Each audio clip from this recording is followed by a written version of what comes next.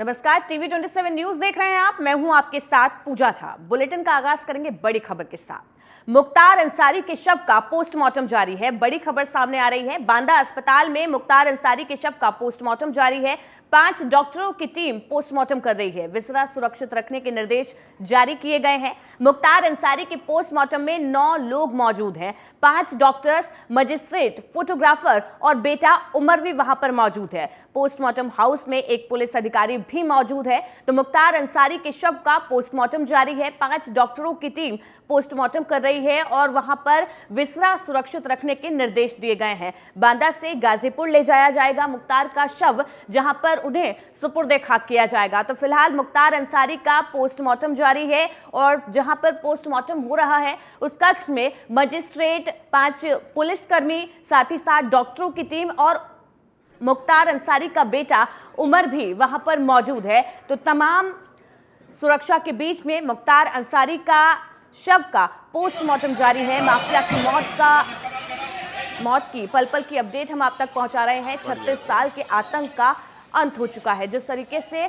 मुख्तार अंसारी के परिवार के लोग आरोप लगा रहे हैं कि मुख्तार अंसारी को धीमा जहर दिया गया था, ऐसे में तमाम सवाल खड़े हो रहे हैं कि पुलिस अभिरक्षा में इस तरीके की बातें किस तरीके से पॉसिबल है। फिलहाल इन सभी चीजों की जांच के लिए पोस्टमार्टम रिपोर्ट का इंतजार करना होगा। पोस्टमार्टम रिपोर्ट जैसे ही आएगी तब उसका खुलासा होगा कि आखिर मुख्तार अंसारी की मौत किस वजह से हुई थी।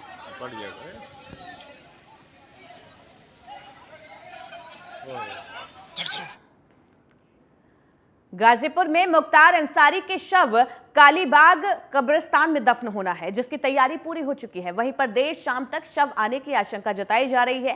फिलहाल शव का पोस्टमार्टम हो रहा है। लगभग 400 किलोमीटर की दूरी तय करना है, जिसको लेकर प्रशासन ने चप्पे चप्पे पर पुलिस बल को मौजूद किया है। पूरे इलाके में धारा 144 लगाई गई है ताकि किसी तरीके की उपद्रव की कोई गुंजाइश न रहे। चप्पे चप्पे पर पुलिस प्रशासन अलर्ट है। गाजीपुर में आज मुख्तार अंसारी के शव को सुपुर्दे खाक किया जाएगा। पुलिस की मौजूदगी में कड़ी सुरक्षा के बीच में कालीबाग कब्रिस्तान में मुख्तार अंसारी के शव को सुपुर्दे खाक किया जाएगा।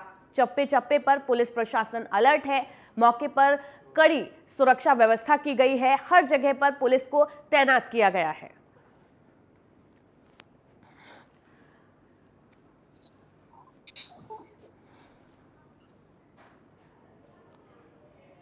तो इस वक्त की बड़ी खबर आपको बता रहे हैं। मुख्तार अंसारी के शव को कालीबाग कब्रिस्तान में दफन किया जाएगा। परिवार वालों की मौजूदगी में उनके शव को दफन किया जाएगा। चप्पे चप्पे पर पुलिस प्रशासन अलर्ट है।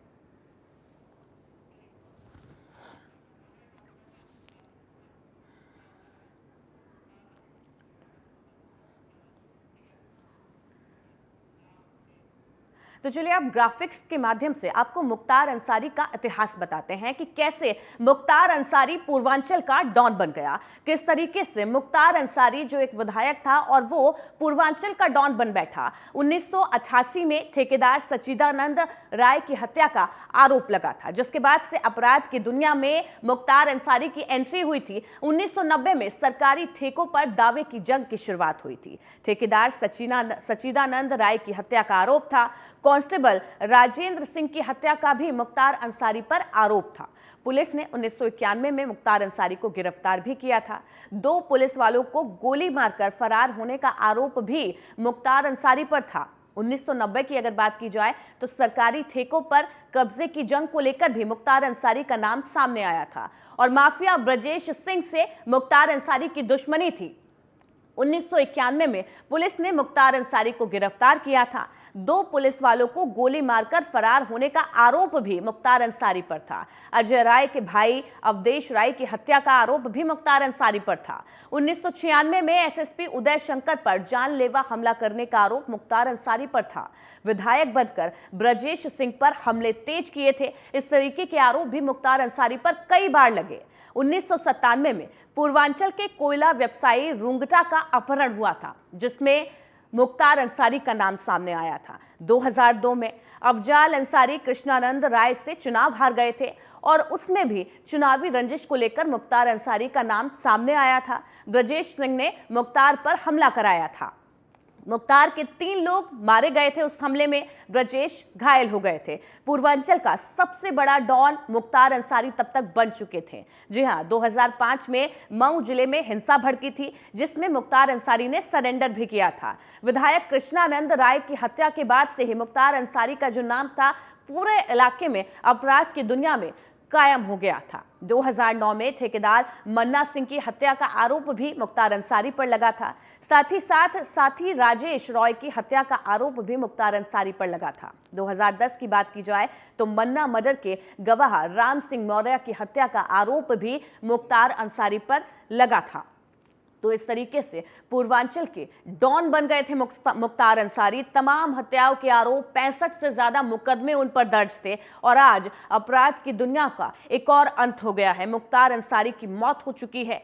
आज उनके शव को सुपुर्द खाक किया जाएगा। परिवार के लोग आरोप लगा रहे हैं कि उनको धीमा जहर दिया जा रहा था जेल में, और इससे कुछ दिन पहले भी मुख्तार अंसारी का बयान सामने आया था। तब भी उन्होंने ये बात कही थी कि जेल में उनकी जान को खतरा है और उन्होंने सुरक्षा मुहैया कराने की मांग की थी। और पुलिस ने मुख्तार अंसारी को 1991 में गिरफ्तार किया था। 2 पुलिस वालों को गोली मारकर फरार होने का आरोप मुख्तार अंसारी पर था। अजय राय के भाई अवधेश राय की हत्या का आरोप भी मुख्तार अंसारी पर लग चुका है। एसएसपी उदय शंकर पर जानलेवा हमला किया गया था, तब भी मुख्तार अंसारी का नाम ही सामने आया था। विधायक बनकर ब्रजेश सिंह पर हमले तेज कराए गए थे मुख्तार अंसारी द्वारा। इस तरीके के आरोपों से भी मुख्तार अंसारी कई बार घिर चुके हैं। पूर्वांचल में कोयला रूंगटा मामले में भी उनका नाम सामने आया था। अफजाल अंसारी, कृष्णानंद राय की हत्या में भी उनका नाम सबसे आगे था। ब्रजेश सिंह ने मुख्तार पर हमला करवाया था, जिसमें मुख्तार के 3 लोग मारे गए थे, जबकि इस हमले में ब्रजेश घायल हो गए थे। पूर्वांचल का सबसे बड़ा डॉन तब तक मुख्तार अंसारी बन चुके थे।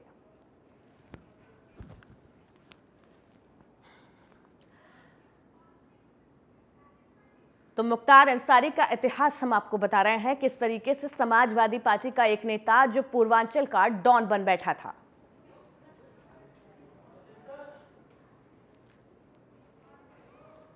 तो मुख्तार अंसारी का राजनीतिक रसूख क्या है और कितना था, वो हम आपको ग्राफिक्स के माध्यम से दिखा रहे हैं। 1995 में मुख्तार विधायक सभा से चुनाव हार गए थे।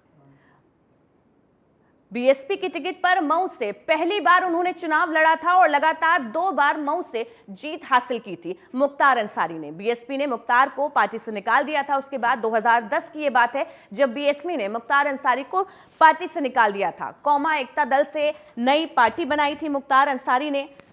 मऊ से चौथी बार फिर से मुख्तार अंसारी विधायक बने थे।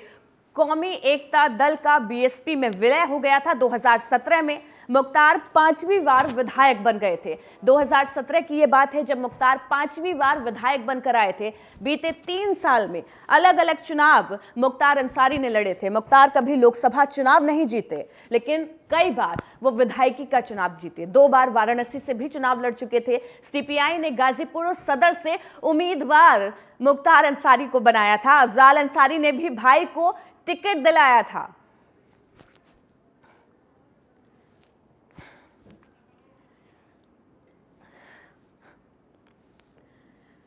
तो मुख्तार अंसारी का राजनीतिक रसूख हम आपको ग्राफिक्स के जरिए बता रहे हैं। 1995 में मुख्तार अंसारी ने चुनाव जीता था। लगातार 2 बार मऊ से जीत हासिल की थी, 2002 और 2017 में मऊ से 2 बार चुनाव जीत चुके हैं। 2010 में बीएसपी ने मुख्तार को पार्टी में शामिल किया था। कौमा एकता दल नाम से मुख्तार अंसारी ने नई पार्टी भी बनाई थी 2010 में। 2012 में मऊ से चौथी बार विधायक बने थे मुख्तार अंसारी। कौमी एकता दल का बीएसपी में 2017 में विलय हो गया था। मुख्तार 5वीं बार विधायक बने थे 2017 में। तो बीते 3 चुनाव में अलग अलग जेल में रहकर मुख्तार अंसारी ने लड़ा था, जिसमें भी मुख्तार अंसारी ने जीत हासिल की थी। मुख्तार कभी लोकसभा चुनाव नहीं जीते। 2017 की बात करें तो 2 बार वाराणसी से वो चुनावी मैदान में उतरे, लेकिन उनको जीत नहीं मिली। अपराध की दुनिया में 1988 में उन्होंने कदम रखा था। ठेकेदार सचिदानंद राय की हत्या का आरोप उन पर लगा था। इसके अलावा 65 से ज्यादा मुकदमे उन पर दर्ज थे। पूर्वांचल के डॉन कैसे बने मुख्तार अंसारी, वो आप ग्राफिक्स के जरिए देख रहे हैं आपकी टीवी स्क्रीन पर। 1990 में सरकारी ठेकों पर जबरन कब्जा करने का आरोप मुख्तार अंसारी पर लगा था।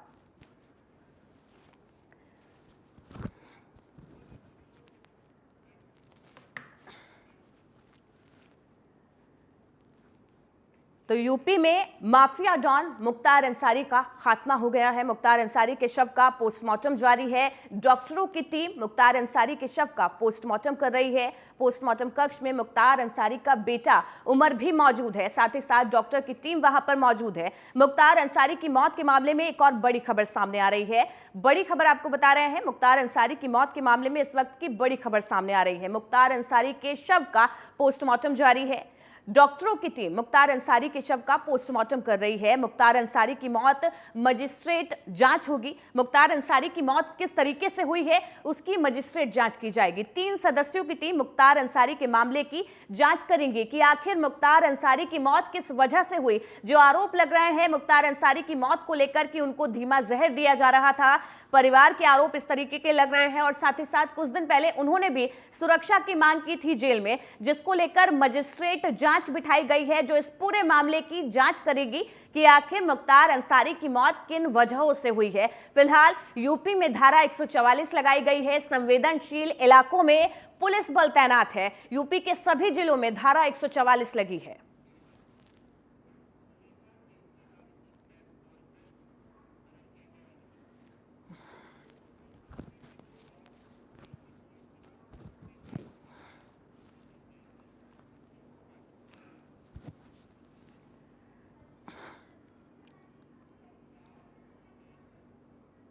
अब सीधे आपको दिल्ली लिए चलते हैं, जहां पर मुख्यमंत्री अरविंद केजरीवाल की पत्नी सुनीता केजरीवाल एक प्रेस कॉन्फ्रेंस कर रही है, जिसमें वो कहती हुई नजर आ रही हैं कि अरविंद केजरीवाल एक सच्चे देशभक्त हैं। उनको गिराने की कोशिश हो रही है, तमाम साजिशें रची जा रही है, लेकिन वो डरने वाले नहीं है। सुनीता केजरीवाल का ये बयान आप सुनिए। सच्चे देशभक्त हैं वे। बिल्कुल ऐसे ही हमारे स्वतंत्रता सेनानी अंग्रेजों की तानाशाही से लड़ते थे। पिछले 30 साल से मैं उनके साथ हूं। देशभक्ति उनके रोम रोम में बसी है। अरविंद जी ने देश की सबसे ताकतवर, भ्रष्टाचारी और तानाशाही ताकतों को ललकारा है। आपने अरविंद जी को अपना भाई, अपना बेटा कहा है। क्या इस लड़ाई में आप अपने भाई, अपने बेटे का साथ नहीं देंगे? मुझे पूरा विश्वास है कि हम सब साथ मिलकर यह लड़ाई लड़ेंगे।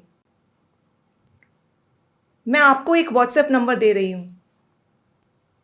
व्हाट्सएप नंबर है 8297324624। फिर से 8297324624। आज से हम एक अभियान शुरू कर रहे हैं जिसका नाम है केजरीवाल को आशीर्वाद। इस व्हाट्सएप नंबर पर आप अपने अरविंद को आशीर्वाद भेज सकते हैं, शुभकामनाएं भेज सकते हैं, दुआएं भेज सकते हैं, प्रार्थना भेज सकते हैं। कोई और भी संदेश देना चाहे तो वो भी दे सकते हैं। कई माताओं ने तो अपने बेटे के लिए मन्नत मांगी है, कई बहनों ने भी अपने भाई के लिए मन्नत मांगी है, वो भी लिख के भेजें। मुझे कई लोगों के फ़ोन भी आए, उन्होंने अरविंद जी के लिए व्रत रखा है। कितना प्यार करते हैं अरविंद जी से लोग, वो सब लिख कर भेजिए। कुछ और भी अगर कहना है, कुछ भी मन में आए, इस व्हाट्सएप नंबर पे लिख कर भेज दीजिए। हर परिवार का हर सदस्य लिख के भेजे। आपके मैसेज पढ़ के उन्हें बहुत अच्छा लगेगा। आपका एक एक मैसेज उन तक पहुंचेगा। मैं आप सबके मैसेज उनको जेल में देकर आऊँगी। और उन्हें मैसेज देने के लिए आपको आम आदमी पार्टी का होने की ज़रूरत नहीं है। आप किसी भी पार्टी से हो, कोई भी हो, अरविंद जी को मैसेज ज़रूर भेजें। सभी युवा, महिलाएं, बुजुर्ग, बच्चे, अमीर, गरीब, सब लोग अपने भाई, अपने बेटे अरविंद जी को कुछ ना कुछ ज़रूर लिखें। और हाँ, इस व्हाट्सएप नंबर का भी खूब प्रचार करें। एक बार फिर से बता रही हूँ, व्हाट्सएप नंबर है 8297324624। 8297 324624। जय हिंद।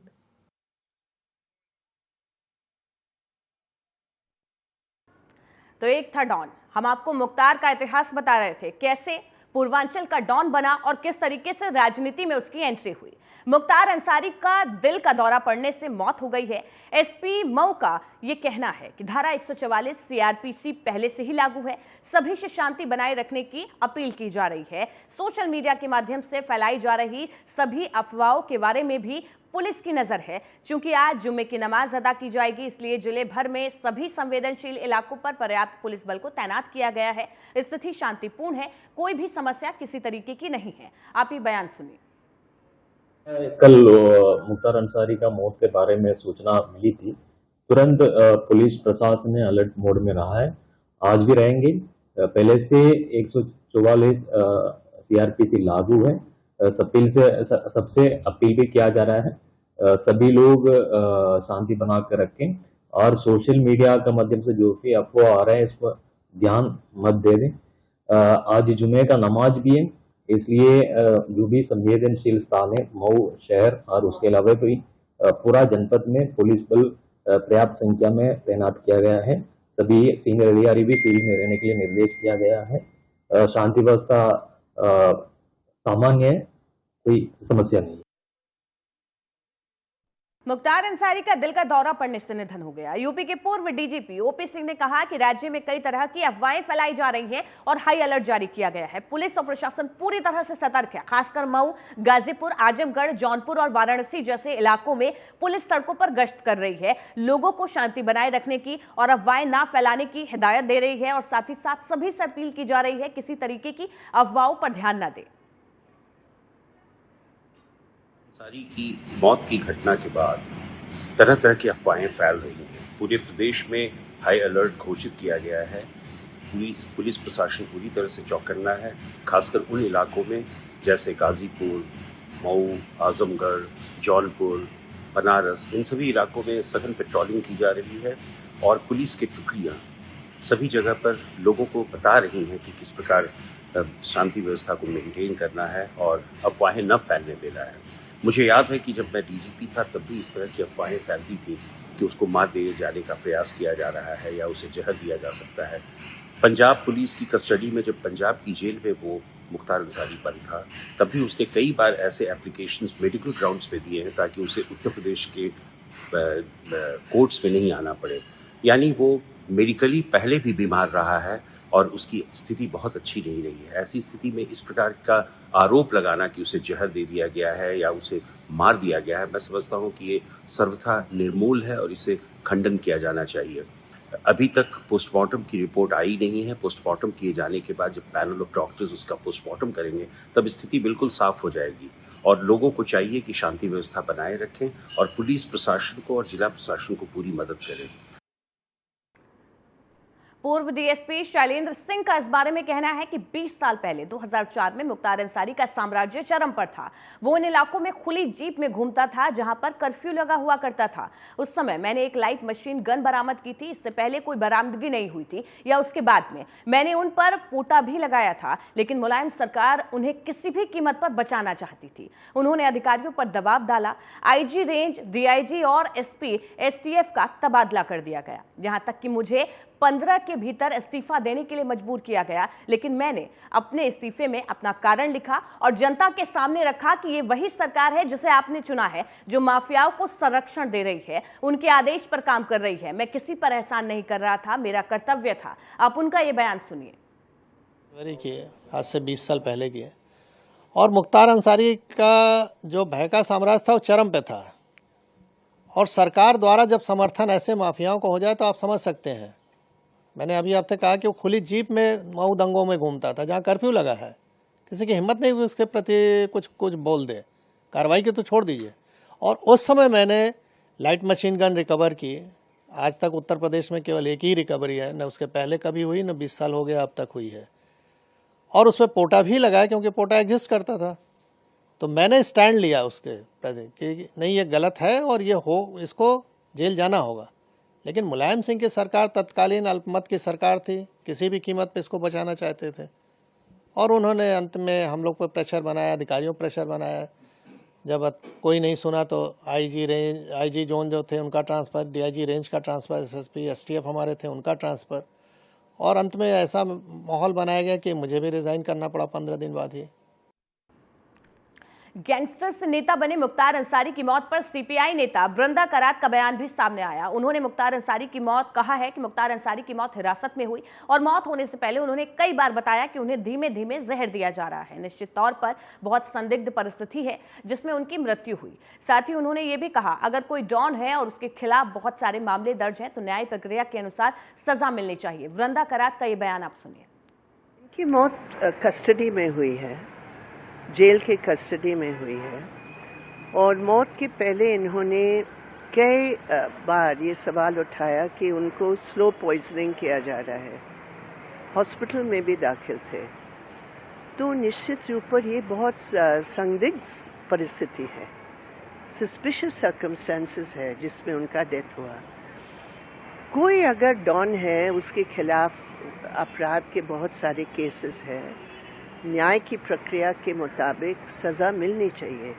लेकिन इस तरह आप किसी को अपने कस्टडी में बार बार बीमार हो रहे थे, बार बार बोल रहे थे ये स्लो पॉइजनिंग हो रहा है, लेकिन इसके बावजूद आपने कोई भी उसमें ना इंक्वायरी की, ना आपने उसके बारे में कोई हस्तक्षेप की, तो निश्चित रूप पर एक सवाल उठता है इनकी मौत के बारे में।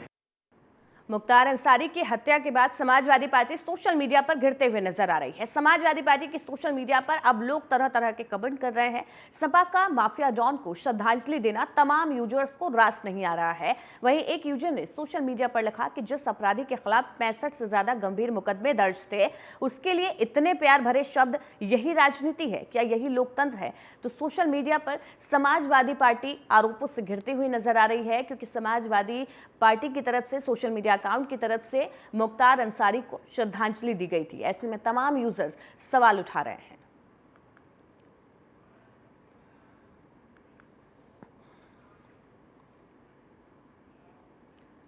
मुख्तार अंसारी की मौत को लेकर अखिलेश यादव ने योगी सरकार को एक बार फिर से निशाने पर लिया और कहा कि यूपी में कानून व्यवस्था शून्यकाल है, अराजकता सबसे ज्यादा यूपी में है और अराजकता का सबसे बुरा दौर यूपी में अब देखने को मिल रहा है। मुख्तार अंसारी की मौत के मामले में अखिलेश यादव ने सरकार पर आरोप लगाते हुए जांच की मांग की है। अखिलेश ने सोशल मीडिया पर लिखा कि हर हाल में और हर स्थान पर किसी के जीवन की रक्षा करना सरकार का सबसे पहला दायित्व और कर्तव्य होता है। सरकारों पर निम्नलिखित हालातों में से किसी भी हालात में किसी बंधक या कैदी की मृत्यु होना न्यायिक प्रक्रिया से लोगों का विश्वास उठा दे।